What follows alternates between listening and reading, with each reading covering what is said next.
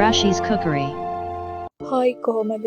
මොනවාද ඔයාලා රශීස් කුකරේ YouTube channel එකට මම සාදරයෙන් පිළිගන්නවා. අදත් මම හදාන යන ඉතාමත්ම රසවත් කෑමක්. මේක ඔයාලට උදේ කෑමක් විදියට ගන්න පුළුවන්. නැත්නම් හවස තේ බොන වෙලාවට උනත් කන්න පුළුවන් ඉතාමත්ම රසවත් කෑමක්. මම අද හදාගන්න යන මඤ්ඤොක්ක පිටි වලින් රොටි එකක් තමයි මම අද හදන්නේ. අපි බලමු කොහොමද මේ මඤ්ඤොක්ක රොටි එක හදාගන්නේ කියලා සහ මේකට අවශ්‍ය අමුද්‍රව්‍ය මොනවද කියලා. අපිට මේකට අවශ්‍ය වෙනවා හොඳින් තඹගත් මඤ්ඤොක්ක, ඒ වගේම පාන් පිටි ග්‍රෑම් 60, සිහින කපාගත් බීලුණු ගෙඩිය, ඒ වගේම සිහින කපාගත් කරපිංචා, සිහින කපාගත් කොච්චි, වටමකට අමු මිරිස් උනත් භාවිතා කරන්න පුළුවන්. ඒ වගේම අවශ්‍ය කලමනා සියල්ලම එකතු කරලා හදාගත්ත ලුණු මිරිස, ඒ වගේම පොල් ස්වල්පයක්. මම මුලින්ම මේ විදියට මගේ මඤ්ඤොක්ක ටික හොඳින් පොඩි කරගන්නවා.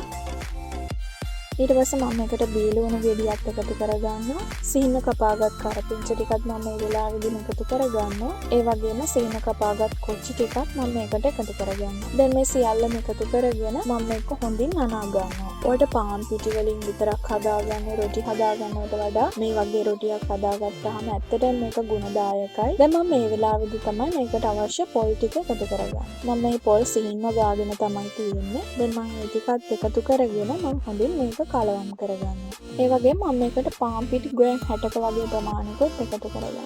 මඤ්ඤොක්ක වලින් විතරක්ම හැදුවත් අපේ රොටි එක ටිකක් කැඩෙන්න බලනවා. ඒ නිසා තමයි මම මේ විදිහට පොඩි ප්‍රමාණයක් පාන් පිටිත් එකතු කරගන්නේ. දැන් මම මේකට ලුණු තේ හැන්දක වගේ ප්‍රමාණයකට එකතු කරගන්නවා. හොඳින් අනාගනිමින් අපි මේ පිටි ඩෝ එක හදා ගන්න ඕනේ. මෙන්න මේ විදිහට පිටි ඩෝ එක හදා ගන්නවා. දැන් මම මේ පිටි ඩෝ එකෙන් මේ විදිහට පොඩි බෝල විදිහට හදා ගන්නවා. ඔයාලට මේ වගේ රොටි එකක් පොඩි බබාලට වුණත් එළවලු මේකට භාවිතා කරලා ඔයාලට ගුණදායක විදිහට හදලා දෙන්න පුළුවන්. මම මේ විදිහට මට අවශ්‍ය බෝල සියල්ලම හදා ගන්නවා. මම බෝල සියල්ලම හදාගෙන ඉවරයි. දැන් මම මුලින්ම මේ විදිහට පොඩි කෙසෙල් කොලයක් අරගෙන රොටි හදාගන්න අවශ්‍ය ප්‍රමාණයට තෙල් ආලේප කරගන්නවා. ඊට පස්සේ මම මේ ඒක උඩින් තියලා රොටිය හොඳින් තුනී කරගන්නවා. ඔයාලට මේකට කැඳ කොලයක් උනත් භාවිතා කරන්න පුළුවන්. කැඳ කොලයක සහ කෙසෙල් කොලයක වගේ හදාගත්තම මේ රොටි එක ගොඩාක් රසයි. ඒ නිසා තමයි මම මේ විදිහට කෙසෙල් කොලේ මේකට භාවිතා කරන්නේ. දැන් මම මේ රොටි එක මැදට ලුණු මිරිස් ටිකක් එකතු කරගන්නවා. මම නැවත මේ විදිහට බෝලයක් විදිහට හදා ගන්නවා. ඊට පස්සේ නැවතත් මම මේ රොටි එක තුනී කරනවා. මම මේ විදිහට දිගට මගේ රොටි ටික හදා ගන්නවා.